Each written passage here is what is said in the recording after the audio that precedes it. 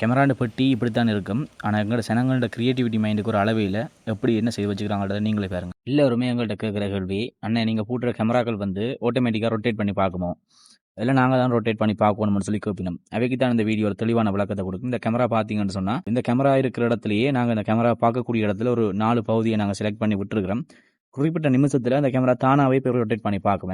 இந்த கேமரா பார்த்தீங்கன்னா நீங்களே பார்ப்பீங்க இந்த வீடியோவில் எப்படி ரொட்டேட் பண்ணி பார்க்குதுன்னு சொல்லி. இந்த வீடியோவில் அந்த லைட் எரியுது தானே, நீலம் சிவப்பு லைட்.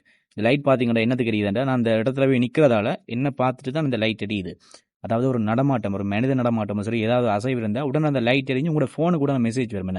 உங்களோட ஃபோனுக்கு ஒரு அலர்ட் மாதிரி ஒரு மெசேஜ் ஒன்று வந்து கொண்டு இருக்கும். இது மூலமாக நீங்கள் அந்த இடத்துல யார் நிற்கணும், என்ன செய்யணும், நீங்கள் நேரில் இருந்து பார்க்கலாம். இலங்கையில் மட்டும் இல்லை, நீங்கள் வெளிநாட்டில் இருந்தாலும் இந்த கேமரா நீங்கள் பார்க்கலாம். நீங்கள் முதல்ல இருக்கிற காசுக்கு நீங்கள் யோசிக்கவே தேவையில்லை. அவ்வளோ பயனுள்ள ஒரு கேமரா. 3 வருஷம் வாரண்டியோட இந்த கேமராக்கள் நாங்கள் பூட்டி கொடுக்குறோம். கேமரா பூட்டது மட்டும் இல்லாமல் நாங்கள் அவருக்கு இந்த வீட்டில் சின்ன வயரிங் வேலை இருந்தாலும் அந்த வயரிங் வேலையும் நாங்கள் செய்து கொடுத்துட்டு வந்திருக்கிறோம். உங்களுக்கும் இதே மாதிரியான கேமராக்கள் பூட்டணுமே இருந்தால் நீங்கள் கீழே இருக்கிற நம்பருக்கு அழையுங்கள். நாங்கள் உங்களுடைய YS எலக்ட்ரிக்கல் அண்ட் CCTV. நன்றி, வணக்கம்.